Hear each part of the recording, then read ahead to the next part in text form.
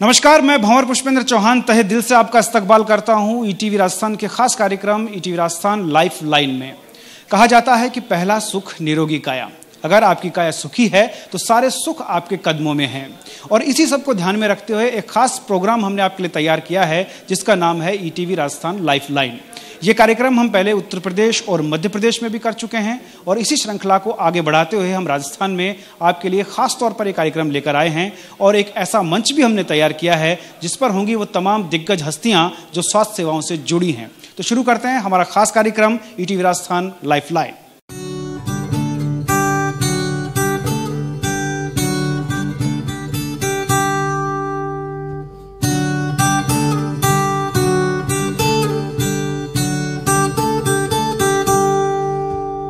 कार्यक्रम की श्रृंखला को आगे बढ़ाते हुए मैं आपको बता दूं कि जिस तरह का कार्यक्रम आज हम यहां आयोजित कर रहे हैं, ठीक वैसा ही कार्यक्रम हमारे नेटवर्क के द्वारा मध्य प्रदेश और उत्तर प्रदेश में भी हो चुका है और इस श्रृंखला को हम लगातार अलग अलग प्रदेशों में लेकर जा रहे हैं। कार्यक्रम के सेशन की हम शुरुआत करें उससे पहले मैं स्वागत उद्बोधन के लिए Shri Vasindra Mishra ji, executive editor ETV news Hindi, आपको आमंत्रित करता हूँ। आदरणीय मेयर साहब और सभी सम्मानित अतिथिगण, हम आभारी हैं कि मुझे आज इस विशेष कार्यक्रम में शामिल होने का मौका मिला है और आप सभी गणमान्य महानुभावों का स्वागत करने का मौका मिला है। हमारे नेटवर्क का मानना है कि व्यावसायिक प्रतिबद्धता के साथ साथ सामाजिक दायित्वों को भी निभाना बहुत ज़रूरी होता है और उसके लिए सबसे बड़ी अगर सेवा कोई है समाज में तो मानव सेवा है। और मेडिकल फ्रेटर्निटी के लोग जिस तरह से मानव समाज की सेवा करते हैं, हम कह सकते हैं कि एक तरह से वो पुनर्जन्म देते हैं।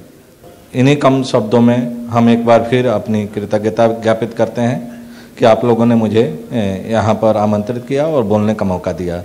Thank you. बहुत बहुत धन्यवाद सर। अब हम बढ़ेंगे हमारे पहले सेशन की तरफ, जो एक सब्जेक्ट है medical education challenges and future prospects पे हम लोग बात करेंगे। अशोक लाहौटी जी, जो कि महापौर हैं, प्रथम नागरिक हैं शहर के, उनसे शुरुआत करना चाहूँगा और उनसे ये जानना चाहूँगा कि मेयर साहब, शहर में सफाई जो है आपने एक अभियान इस समय छेड़ा हुआ है और स्वच्छता का जो सीधा सीधा संबंध है वो हेल्थ से कहीं ना कहीं जुड़ा हुआ है, उससे ताल्लुक़ रखता है सीधा सीधा।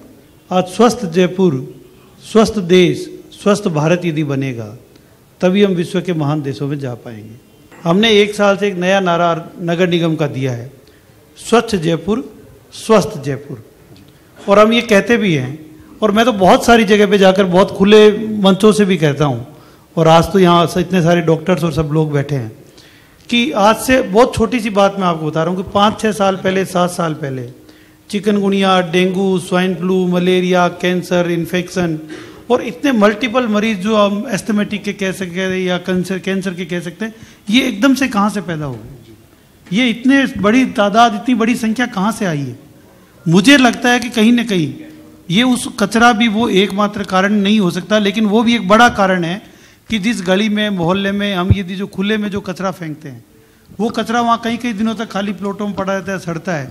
और हमने जो नगर निगम ने जो सर्वे किया है, उस गली में सबसे ज़्यादा इस तरह के मरीज आपको देखने को मिलेंगे। डॉक्टर साहब, कैसे आपको लगा कि निजी क्षेत्र में जो एक गुणवत्तापूर्ण चिकित्सा शिक्षा है उसकी जो है पहल की जाए और उसको आप मूर्त रूप जो है वो दे पाए? मेरा ये मानना है कि अभी भी बहुत शॉर्टेज है मेडिकल पर्सनल्स की, चाहे वो डॉक्टर्स हों, नर्सिंग स्टाफ हो, पैरामेडिकल स्टाफ हो, और स्पेशली क्वालिफाइड और वेल ट्रेन्ड डॉक्टर्स की ज़रूरत है। बिल्कुल। मेरे साथ में जेएनयू मेडिकल यूनिवर्सिटी के चांसलर डॉक्टर संदीप बख्शी भी साथ में हैं। डॉक्टर साहब, चिकित्सा के क्षेत्र में आपका अनुभव क्या कहता है? 30 साल के टेन्योर में रियलाइज़ किया कि हेल्थ सेक्टर जो सोनकार्ड जी ने भी इंडोर्स किया है, और मैं कुछ स्टैटिस्टिकल इन्फॉर्मेशन आपसे शेयर करना चाहूँगा कि इस टाइम पे अपना कंट्री की हेल्थ स्पेंडिंग जो है that is only 4.8 of GDP, which is totally insufficient for healthcare sector. And this healthcare sector investment, and unless this is increased, and this cannot be done without the involvement of the private partnership, and more people come into the play, then only the health sector can improve. Private medical education की तरफ अगर हम देखते हैं तो जो fees है वहाँ पर फीस स्ट्रक्चर जो है वो इतना हाई है कि कई बार एक आम परिवार जो है वो अपने घर और मकान या खेत को गिरवी रख करके अपने बच्चे को डॉक्टर बनाना चाहता है। जैसा कि अभी आपने बताया, एजुकेशन का सबसे बड़ा चैलेंजिंग जो आम लोगों के लिए आज की डेट में है वो ये है कि फीस को अरेंज कर पाना। आप जानते हैं मेडिकल एजुकेशन में प्रेजेंट टाइम में क्या ट्यूशन फीस चार्ज हो रही है। ये प्रॉब्लम सिर्फ चार्जेस के पीछे नहीं है, क्वालिटी प्रोवाइड करना इतना इजी नहीं है। आप समझिए, इंडिपेंडेंट किसी भी सेटअप को ले जाके एक क्वालिटी वाइज डॉक्टर को लाके एक पब्लिक सेक्टर में प्रोवाइड करना बहुत बड़ा चैलेंज है। उससे कम फीसेस में पॉसिबल नहीं है।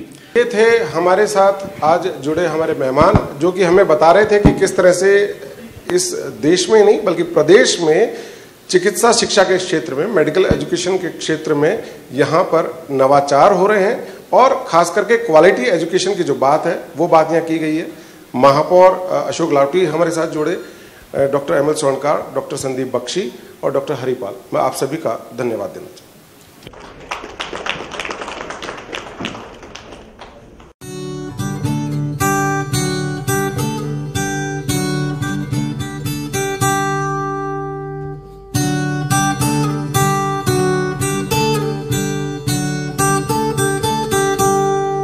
सेशन को आगे बढ़ाते हुए हम लोग एक 5 मिनट का सेशन भी रख रहे हैं। Speech by ARG group, mister Alok Srivastava, senior vice president ARG group. Aseem Kumar ji हैं मेडिकल ऑन्कोलॉजी के। असीम जी, सबसे पहला सवाल मेरा आप ही से है। जब मरीज को पता चलता है कि उसको कैंसर है तो सबसे पहले उसकी विल पावर जाने लगती है, तो ऐसा क्या किया जाए, उसको कैसे दिलासा दिलाया जाए कि जो ये असाध्य नहीं है, साध्य है, इसका इलाज किया जा सकता है? आज के टाइम में इस परिचर्चा की बहुत आवश्यकता है कि हम कैंसर के बारे में जाने, सोसाइटी जाने इसके बारे में। और अब जब आपका सवाल है कि जब मरीज सुनता है कि साहब हमें कैंसर का डायग्नोसिस हो गया है, तो मरीज और रिश्तेदार दोनों के लिए एक शॉकिंग न्यूज़ होती है। इसमें इसको मानना उनके लिए मुश्किल है और हमको बताना मुश्किल है। अब रीज़न यह है कि जो चीज़ हो गई है उसका हम कुछ कर नहीं सकते, सिर्फ हम उसका रास्ता तय कर सकते हैं कि हमें कैसे उसको इन्वेस्टिगेट करना है, कैसे इलाज करना है और कैसे हमको मरीज को फायदा पहुंचाना है।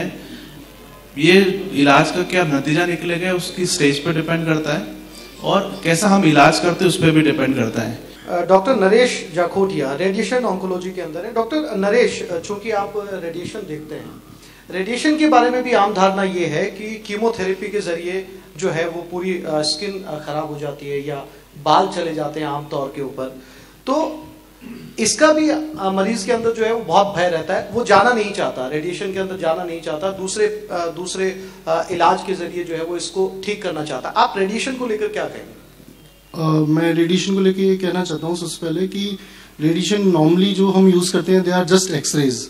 जैसे हम सीटी स्कैन एक्सरे कराते हैं उसमें किलो वोल्टेज रेंज के एक्सरेज यूज होते हैं और हम जो ट्रीटमेंट में यूज करते हैं वो मेगा वोल्टेज रेंज के एक्सरेज यूज होते हैं। तो जैसे एक्सरे सीटी स्कैन में पता नहीं लगता, वैसे ही हमारे ट्रीटमेंट के दौरान पेशेंट को पता नहीं लगता है कि क्या हो रहा है।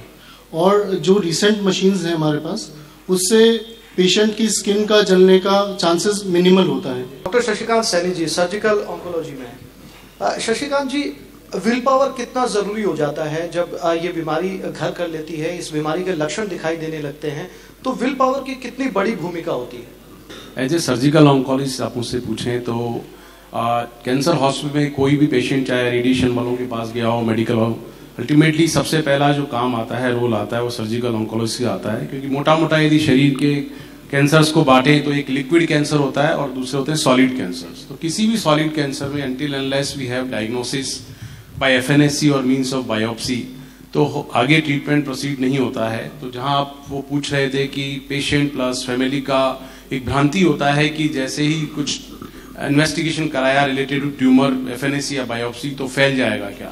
तो सबसे पहले तो मैं इस चीज के लिए कहना चाहूंगा कि चाहे कोई सा भी बीमारी हो, एक बार आप अपने या कोई भी बंदा या बंदी डॉक्टर का घबराहट भी लेके जाता है, तो जब तक उसका ब्लड प्रेशर नहीं देखेगा तो कैसे पता लगेगा कि इसको ब्लड प्रेशर कम है ज़्यादा है, तभी वो उसका ट्रीटमेंट या कोई भी एडवाइस दे पाएगा। तो जब तक कैंसर का डायग्नोसिस या किसी भी बीमारी का डायग्नोसिस नहीं होगा, सब ट्यूमर कैंसर का ट्यूमर नहीं होता है या सब घाव कैंसर का घाव नहीं है, लेकिन जब तक उसको हम बायोप्सी करके या एफएनएसी करके उसको नहीं देखेंगे कि किस चीज का ट्यूमर है या किस चीज का घाव है, उसका ट्रीटमेंट शुरू किया ही नहीं जा सकता है।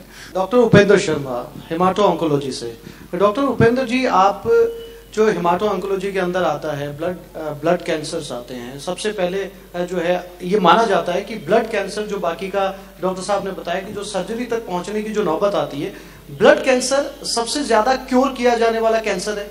ब्लड कैंसर के बारे में बोलना चाहूंगा कि आज की तारीख में ब्लड कैंसर जैसे acute lymphoblastic leukaemia, paediatric patient, उनके अंदर पीडियाट्रिक पेशेंट में Hodgkin's lymphoma, acute promyelocytic leukaemia AML-M3, इस तरह के कैंसर, लिम्फोमास, हॉजकिन लिम्फोमा, इस तरह के कैंसर्स में 80 to 90% क्योर रेट है। मतलब हम अगर 100 पेशेंट को ट्रीट करते हैं तो 90% पेशेंट्स क्योर हो जाते हैं।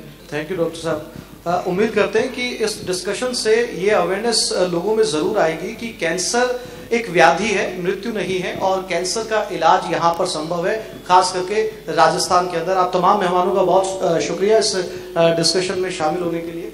बहुत बहुत धन्यवाद। Thank you.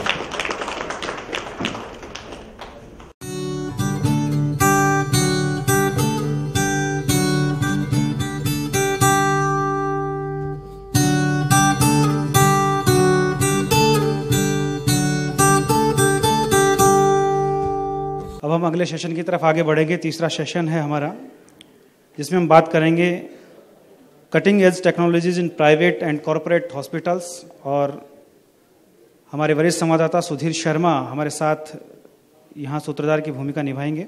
बीमारी में अब एक ऐसा मोड़ ले लिया है कि हार्ट अटैक, जीवनचर्या की जो बात करते हैं उसमें हार्ट अटैक एक ऐसी बीमारी हो गई जो कहीं भी चलते फिरते सोते कहीं भी आ सकता है। डॉक्टर अंशु काबरा, आपसे यही सवाल है कि जब अत्याधुनिक तकनीक की हम बात करते हैं हार्ट अटैक के दौरान, सबसे पहले तो हार्ट अटैक समय नहीं देता, सबसे बड़ी बात ये कही जाती है समय नहीं देता। तकनीक का उपयोग कैसे डॉक्टर करेंगे जब उसके पास समय ही नहीं होगा? हार्ट अटैक जो बहुत साइलेंट किलर है, हाँ, आज की तारीख में हम ये कह सकते हैं कि हार्ट अटैक से मरने वाली जो पॉपुलेशन है उनका परसेंटेज काफ़ी कम है, because of better technology, because of better patient education, कि पेशेंट हमारा काफ़ी अवेयर है। और हम प्रिवेंटिव कार्डियोलॉजी पर, मतलब जो हार्ट अटैक से बचाव के लिए हमने काफ़ी स्तर पे हम कैम्प करते हैं, काफ़ी स्तर पे हम जानकारियाँ देते हैं कि सबसे पहले इन सिम्टम्स को कैसे आइडेंटिफाई किया जाए। कि पेशेंट को हम हमेशा ये कहते हैं कि आपको ये सिम्टम्स हैं, आप डॉक्टर से कंसल्ट करें। डॉक्टर वीरेंद्र सिंह जी, आपसे यही जानना चाहेंगे, क्योंकि प्रकृति में बिगाड़ आता है तो अस्थमा जैसी बीमारियां भी पैदा होने लगती है, किस तरह से अस्थमा से बचा जाए और किस तरह से इसका उपचार आधुनिक रूप से किया जा रहा है? बड़ा सुंदर कहा सुधीर जी आपने। देखिए, यदि जीवन चलाने के लिए हम बात करें सबसे आवश्यक चीज तो वो है शुद्ध हवा। पूरे राष्ट्र के अंदर, सभी स्टेट्स के अंदर टॉप किलर जो है वो है हार्ट डिजीज, लेकिन राजस्थान के अंदर जो टॉप किलर है वो है COPD। और ये जो टॉप किलर है ये क्यों है आखिर? इसका एक और चौंकाने वाला कारण, क्योंकि प्रदूषण के अंदर राजस्थान टॉप रैंकिंग में है, indoor and outdoor. Indoor pollution Rajasthan में सबसे ज्यादा है, आउटडोर पोल्यूशन तीसरा चौथा स्थान है। अब बात रही हमारे सेंटर की, एस्थमा भवन हमेशा प्रिवेंटिव हेल्थ के ऊपर है। चाहे हमने सुप्रीम कोर्ट तक कोर्ट में केस लड़कर कोटपा कानून जो सिगरेट और तंबाकू के विरुद्ध था वो बनवाया, चाहे इसके अलावा जन जागृति और चेतना की जागृत बात हो, क्योंकि सबसे इंपॉर्टेंट चीज है यदि पेशेंट स्वयं अपना चिकित्सक बन जाए तो वो मॉडर्न टेक्नोलॉजीज को मोर एफिशिएंटली एंड इफेक्टिवली यूज ले सकता है। मैडम उषा शेखावत जी हमारे साथ, उन्हीं से जानेंगे। IVF के लिए जगह जगह सेंटर भी खुल गए हैं, तकनीक का विकास भी धीरे धीरे हो रहा है। किस तरह की आधुनिक तकनीक आ रही है और किस तरह से जिन लोगों में संतान उत्पत्ति नहीं कर पा रहे हैं, किस तरह से ये IVF उनको माता और पिता बनने के लिए अवसर उपलब्ध करवा रही है। सबसे पहले तो मैं ईटीवी को धन्यवाद दूंगी इस बात का कि उन्होंने इस तरफ लोगों का ध्यान आकर्षित किया, क्योंकि कई फीमेल्स ऐसी हैं अभी भी जो उनके बच्चे नहीं होते हैं और वो सोशली निगलेक्टेड होती हैं, घर में भी निगलेक्टेड होती हैं और इससे वो डिप्रेशन और उन सब का कारण बनता जाता है। तो हम ये बहुत ही अच्छी बात है कि एक IVF टेक्निक आई है और अगर इसको डिस्कस करेंगे तो लोगों को पता चलेगा। हालांकि लोगों को पता है क्योंकि बहुत सारे सेंटर्स ऐसे खुल गए हैं और उन्होंने पता है, लेकिन वो ये मान के चलते हैं ये बहुत महंगा है, हमारे बस की बात नहीं है। और दूसरी चीज़ वो ये सोचते हैं कि लोग क्या कहेंगे कि IVF कराया है। ऐसा कोई चीज़ नहीं है, कुछ उनका पता चलता नहीं है। आप आके अपना टेस्ट कराएं। और जो टेक्निक पहले चल रही थी, सबसे पहले राजस्थान में डॉक्टर स्वर्णकार ने ये स्टार्ट किया था, बाकी इंडिया में तो पहले चल चुकी थी बॉम्बे में, और लेकिन इसके बाद में बहुत सारे सेंटर्स आए और हर सेंटर में एक अच्छी टेक्निक और लगातार इसमें प्रोग्रेस भी हो रहा है। शुरू में केवल IVF ET होता था जिसके अंदर की इन विट्रो फर्टिलाइजेशन और उसको ट्रांसफ़र कर दिया जाता था। अब हमने उसमें एक तरक्की ये की है कि एक तो मान लो सीमन में कुछ डिफेक्ट्स हैं तो उसको भी किया जा सकता है। उसको कहते हैं ICSI, जिसके अंदर की शुक्राणुओं को अगर कम है तो डायरेक्ट एक शुक्राणु जो हेल्दी शुक्राणु उसको डायरेक्ट उसमें इंजेक्ट करके और उसको भी यूटिलाइज किया जा सकता है। क्योंकि कई बार सोचते थे हस्बैंड में तो कमी है तो हमारा खुद का बच्चा नहीं हो पाएगा, तो ऐसा नहीं है, उसमें भी एक प्रोग्रेशन है। तो साहब नए कॉम्बिनेशन बाजार में आ रहे हैं दवाइयों के। एक दवाई बनने की एक सतत प्रक्रिया है, उस पर कई सारी जाँचें होती है, कई लोग पशुओं पे उसके एक्सपेरिमेंट होते हैं, पक्षियों पे एक्सपेरिमेंट होते हैं, उसके बाद मानव शरीर के लिए वो तैयार होती है। नए कॉम्बिनेशन बाजार में आ रहे हैं, किस तरह से डॉक्टर्स के लिए भी बड़ी मुश्किल होती है क्योंकि बाजार में जो मेडिसिन बनाने वाली कंपनियां वो नए कॉम्बिनेशन भी बाजार में उतार देती है। जो ड्रग कॉम्बिनेशंस हैं वो क्या है कि उस पर दो तरह के ड्रग कॉम्बिनेशंस होते हैं। एक तो होता है रैशनल ड्रग कॉम्बिनेशंस, जबकि 2 या 3 दवाइयाँ, 2 दवाइयाँ एक साथ यूज़ की जाती है तो एक दवाई दूसरी दवाई को कॉम्प्लीमेंट करती है, उसमें सिनर्जी होती है और दूसरी दवाई का उपयोग बढ़ाती है। लेकिन जो आजकल जो देखा जा रहा है और ख़ास तौर से हमारे देश में इरेशनल ड्रग कॉम्बिनेशंस बहुत ज़्यादा यूज़ हो रहे हैं। इरेशनल ड्रग कॉम्बिनेशंस के मैं आपको कुछ एग्जांपल दूंगा, जैसे कि एंटीबायोटिक कॉम्बिनेशंस हैं। अब जैसे फॉर एग्जांपल है एक एंटीबायोटिक है सेफिक्साइम जो टाइफाइड में यूज़ होती है, दूसरी एंटीबायोटिक एजिथ्रोमाइसिन। अब सेफिक्साइम और एजिथ्रोमाइसिन का एक कॉम्बिनेशन आ गया मार्केट में, तो इन कॉम्बिनेशन का इतना ज़्यादा हार्म होता है इसका कि मैं आपको बताऊं। जैसे सबसे पहली चीज़ है कि 2 दवाई जब हम यूज़ करते हैं, पहली चीज़ तो एंटीबायोटिक हमारे यहाँ हर right, left and centre use होती है, चाहे उस एंटीबायोटिक की ज़रूरत हो चाहे ना हो। पर यदि अगर आपको डॉक्टर को शक है कि इस पेशेंट को ये पर्टिकुलर इन्फेक्शन है और उसको क्लिनिकली असेस करके पेशेंट और इन्वेस्टिगेशन के बाद लगता है कि जैसे टाइफाइड है, तो उसके लिए अगर सिंगल ड्रग यूज़ करेगा तो अच्छा रहेगा। अब अगर वो 2 ड्रग्स यूज़ करता है तो उन 2 ड्रग्स के साइड इफेक्ट्स बढ़ जाते हैं। यूँ कह सकते हैं कि पूरा जो चिकित्सा का प्रबंधन है वो मरीज से लेकर और चिकित्सकों तक, हॉस्पिटल तक अगर पूरा प्रबंधन सही रहेगा तो मरीज पूरी तरह से बेहतर इलाज पा सकेगा और बेहतर इलाज उसका हो सकेगा। आप लोग मेरे साथ जुड़े उसके लिए बहुत बहुत शुक्रिया। आपका भी बहुत बहुत धन्यवाद।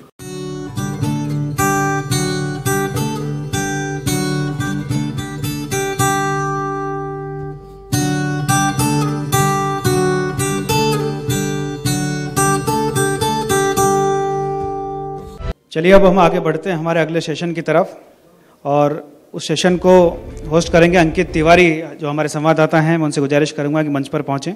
भारत को महसूस करना है, उसकी बोलियों की मिठास सुननी है, उसके गौरव की पहचान करनी है तो गांव की दहलीज, देहात के अंचल में जाना होगा। आरपी गर्ग साहब, आपसे जानेंगे कि गांव में जांच और परीक्षण की सुविधा ना के बराबर है, आखिर क्या समस्याएं हैं? गांव में एक तो सबसे बड़ी जो प्रॉब्लम है वो इलिटरेसी की है। लोग अभी भी अधिकतर भोपे और ये बाबा जो होते हैं इनके चक्कर में पड़े रहते हैं, या फिर बंगाली ये सब बैठे रहते हैं। फैसिलिटीज़ गवर्नमेंट कुछ प्रोवाइड करती है थोड़ी बहुत, प्राइवेट सेक्टर अभी तक पूरी तरह से अंदर तक पेनिट्रेट नहीं कर पाया है। प्राइवेट सेक्टर की अपनी समस्याएं होती हैं। प्राइवेट सेक्टर कोई भी काम करता है तो वो अपने फ़ायदे देखते हुए ही करेगा ऑब्वियसली। अगर कुछ इन्वेस्ट करता है तो उसको रिटर्न भी चाहिए वहाँ से, प्योरली कोई केवल पब्लिक के लिए नहीं कर सकता है। फिर पब्लिक को अपन एडवाइस देते हैं कुछ टेस्ट की, कराने की, कुछ भी, तो वो उस पर कन्विंस नहीं हो पाते हैं। वो जो उनके लोकल आसपास जो लोग होते हैं, या लोअर कंपाउंडर है या बाबा है या कोई भी है, तो वो उसको जैसे बोलते हैं वो उनके ज़्यादा क्लोज रहता है, वो उसके पास रहते हैं तो वो उसकी बात ज़्यादा मानते हैं, उसको लगता है ज़रूरत नहीं है, उसको मालूम है बीमारी है लेकिन वो मना कर देगा कि नहीं है तेरे को ज़रूरत कोई भी टेस्ट की, डॉक्टर तो फालतू लिखते हैं। तो वो कन्विंस, अगर डॉक्टर बोलेगा कि तेरे को ज़रूरत है, वो नहीं कन्विंस होते। तो इलिटरेसी में समझता हूँ सबसे पहला कारण है जो बीच में बाधक बनता है। जी बिल्कुल, उषा जी आपसे मुखातिब होंगे। सोसाइटी हमें ज्ञान प्रदान करती है, वो ज्ञान जो कौशल हमारे अंदर है उसे हम समाज को वापस दें। तो क्या ऐसी पहल की जाए कि ग्रामीण क्षेत्र में स्वास्थ्य सेवाओं में सुधार हो, न केवल सरकारी साथ ही निजी सेक्टर भी आगे आए? इसके लिए क्या पहल आपकी नज़र से होनी चाहिए? इसमें दोनों जने पार्टिसिपेट कर सकते हैं, क्योंकि अकेला सरकार से ही हम एक्सपेक्टेशन करें तो वो पॉसिबल नहीं है कि वो सब जगह वो फैसिलिटीज़ प्रोवाइड कर पाएँ, क्योंकि अगर हम डॉक्टर टू पेशेंट रेशियो देखते हैं तो बहुत ही कम है। और जैसे कि पहले भी इसी मंच से अभी किसी ने बोला था कि क्योंकि फैसिलिटीज़ नहीं होती है डॉक्टर के पास में, तो वो भी गांव में जाके काम करना पसंद नहीं करते हैं कि हम वहाँ बैठेंगे। अगर मान लो मैंने डायग्नोज कर लिया कि इसको सिजेरियन होना है, ये पेशेंट डिलीवरी नहीं हो सकती है, तो उसमें उसके पास तो फैसिलिटी है ही नहीं, उसके पास एनेस्थेटिस्ट नहीं है, उसके पास में ऑपरेशन थिएटर नहीं है, वो कैसे करे? और उस स्थिति में अगर उसको ब्लीडिंग हो गई, क्योंकि डिलीवरी को, जैसे मैं एक गायनेकोलॉजिस्ट और ऑब्स्टेट्रिशियन हूँ, तो मैं अपने टर्म्स में बात करूँगी, तो जैसे डिलीवरी होने वाली है, हम ये कह नहीं सकते कि ये डिलीवरी 100% नॉर्मल डिलीवरी हो जाएगी। अगर हो भी गई तो उसको बाद में भी कोई कॉम्प्लिकेशन हो सकता है, अधिक ब्लीडिंग होने का कारण हो सकता है, और उसमें वो डॉक्टर की हम गलती बिल्कुल नहीं बता सकते, क्योंकि उसके पास कोई फैसिलिटी नहीं है कि उसको ब्लड चढ़ा दे या उसको ऑपरेट करके कुछ करे, उसको तुरंत उसको रेफ़र करना पड़ता है। अगर रेफ़र किया तो गाँव वाले भी इतने परेशान होते हैं कि ये तो आपने लिया क्यों, झेला क्यों ये केस। तो हम चाहते हैं कि फैसिलिटी पूरी प्रदान हो, तब डॉक्टर वहाँ वर्क करे। और अगर गवर्नमेंट सेक्टर अकेला नहीं कर पाता है तो डेफिनेटली प्राइवेट सेक्टर भी इसमें मदद कर सकता है। पीपीपी मोड पे जो आजकल कई जगह डिस्पेंसरीज और ये स्टार्ट करने का एक सुझाव था, I think it was very good, because at least public को तो फैसिलिटी मिलेगी। अगर गवर्नमेंट अकेला हैंडल नहीं कर सकती है तो दोनों की पार्टनरशिप में पब्लिक को, इन द एंड हम क्या चाहते हैं कि हमारी पॉपुलेशन को फ़ायदा मिले उस चीज़ का, और वो डेफिनेटली मिलेगी अगर प्राइवेट पार्टनरशिप उसमें थोड़ी बहुत होगी तो। Thank you Usha ji, thank you doctor Garg. ETV की लाइफ लाइन के इस सत्र में इतना ही। अंत में मैं इतना ही कहूँगा कि गांव है तो हम है और सेवा परमो धर्म है। Thank you.